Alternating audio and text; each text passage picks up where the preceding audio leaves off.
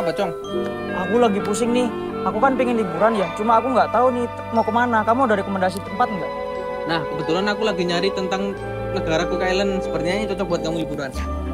Negara Cook Island? Emang ada? Ya ada lah. Apa aja sih keunikan dari negara itu?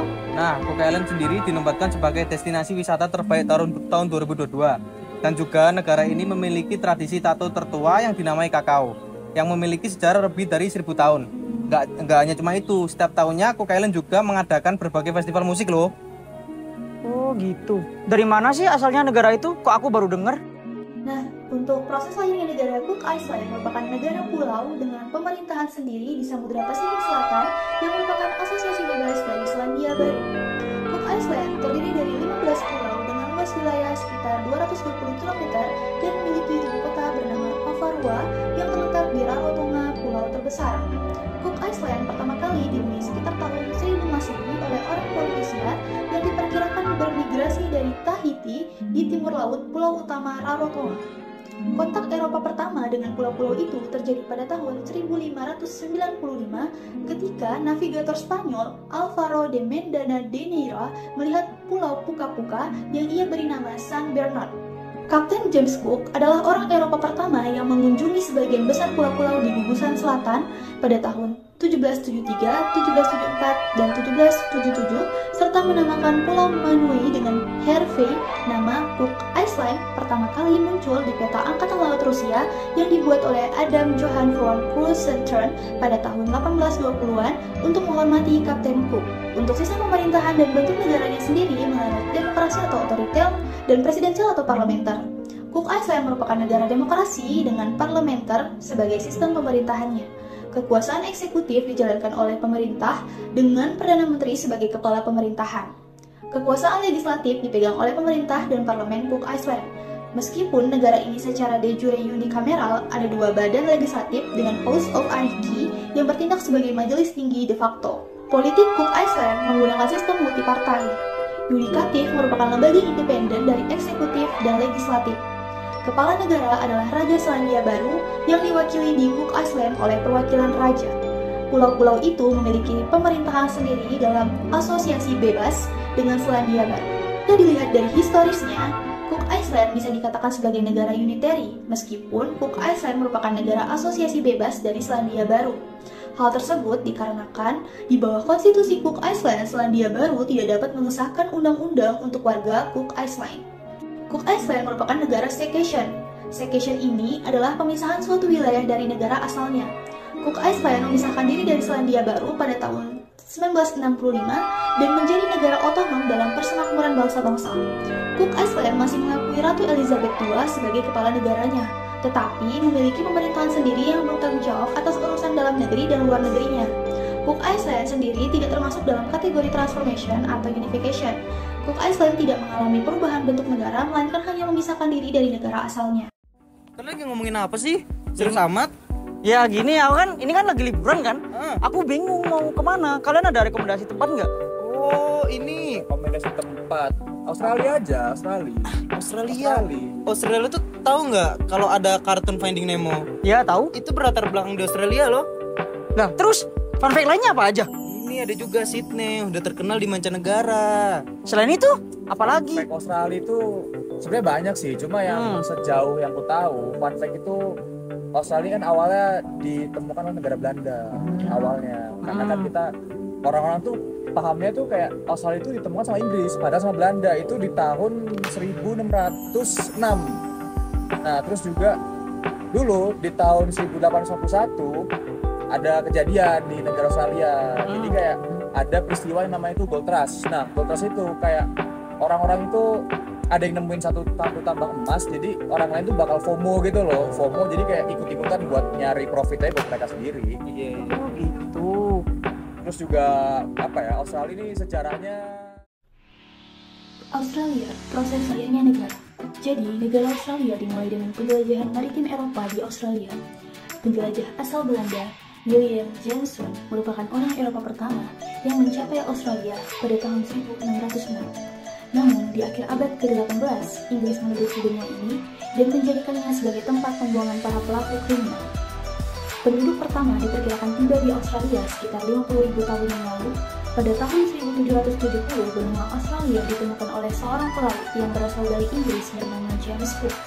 Australia resmi digunakan sebagai nama negara pada bulan April 1817, ketika Gubernur Lachlan Macquarie mengakui penerimaan peta Australia milik Flinders. Hingga kini, Australia tergabung dalam persemakmuran Inggris.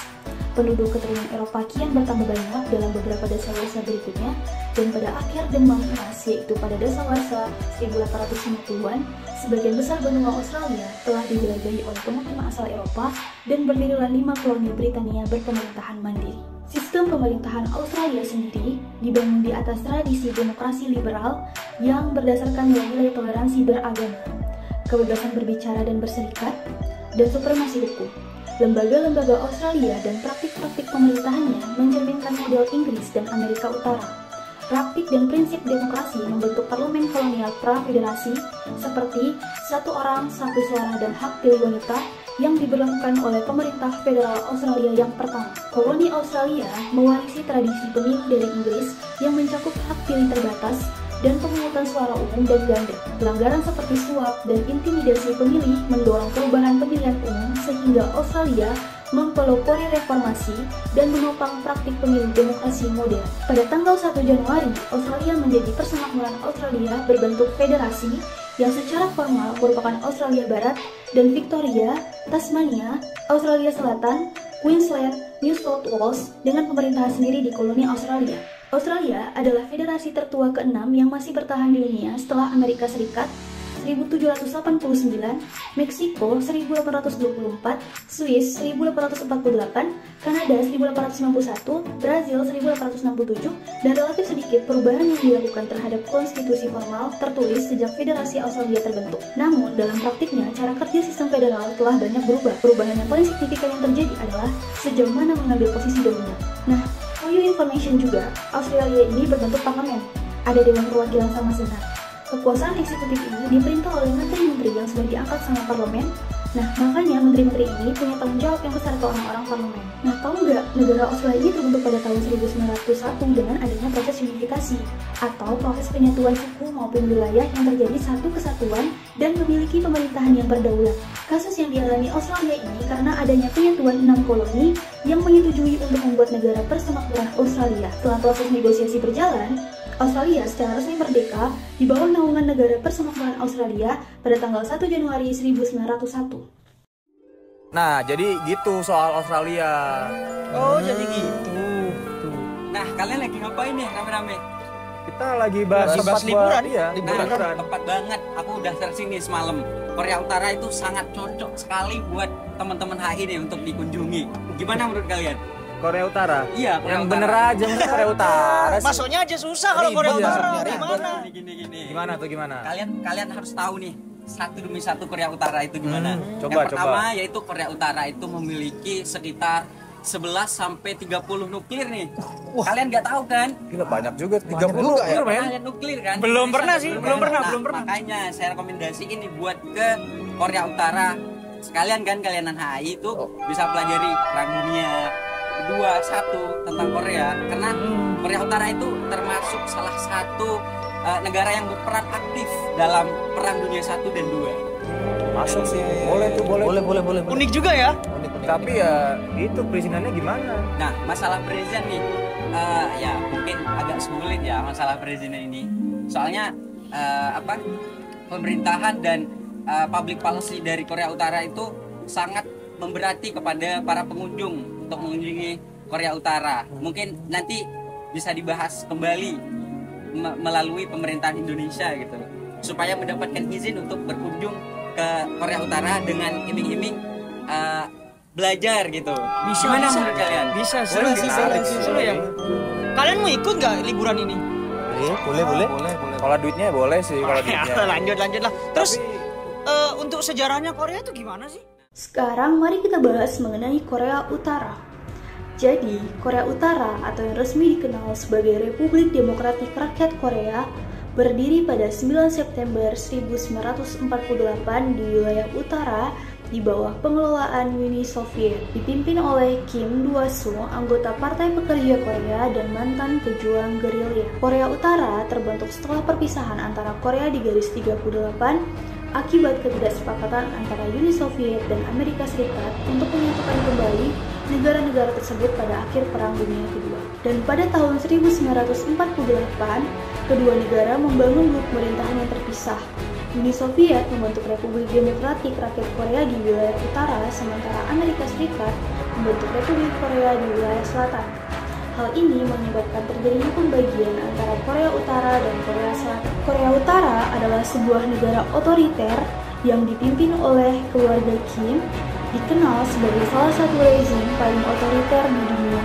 Sistem politiknya didominasi oleh Partai Pekerja Korea di bawah kepemimpinan pemimpin tertinggi dengan kontrol yang efektif terhadap pasukan keamanan, pelanggaran hak asasi manusia, pembatasan kebebasan, dan sentralisasi kekuasaan menjadi ciri khas rezim ini, menjadikannya negara dengan sistem politik yang sangat terpusat dan represif. Nah, for your information, Korea Utara itu memiliki sistem pemerintahan militer ya teman-teman, yang dimana memberikan wewenang terpusat di Pyongyang. Pemerintahan ini bersifat totaliter dengan Partai Buruh Korea sebagai penguasa yang menganut ideologi Juche dan menetapkan keputusan utama serta kebijakan nasional melalui kontrol yang kuat dari pemerintah pusat di tingkat nasional.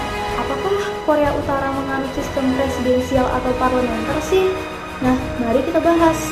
Jadi teman-teman, Korea Utara itu kepala pemerintahannya adalah Perdana Menteri atau parlementer yang dibantu beberapa wakil Perdana Menteri dan kabinet, yang mana anggotanya dipilih oleh Badan Legislatif Nasional atau Majelis Rakyat Tertinggi. Perdana Menteri pertama Korea Utara adalah Kim Il-sung 1912 sampai 1994, yang setelahnya digantikan oleh Kim Jong-il 1941 sampai 2011, yang selanjutnya digantikan oleh Kim Jong-un 1984 sampai sekarang. Nah, ini agak menarik nih tentang Korea Utara dan Korea Selatan. Apakah dulu dua negara ini adalah negara yang satu ataukah berbeda? Jadi, Korea Utara merupakan sebuah negara yang memisahkan diri dari Korea atau secession.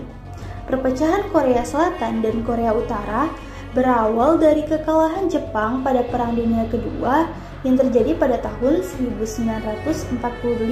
Adapun dampak dari penjajahan yang berakhir dengan kekalahan Jepang membuat Korea terpecah menjadi dua. Wilayah utara dikuasai oleh Uni Soviet dan bagian selatan dikuasai oleh Amerika Serikat. Nah, bagaimana sih kondisi Korea Utara sekarang?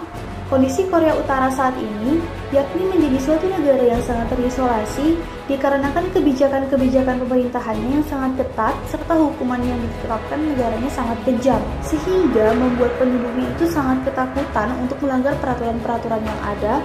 Bahkan akses internet pun sangat dibatasi karena pemerintahannya mengklaim akan ada ancaman dari luar jika akses internet tidak dibatasi.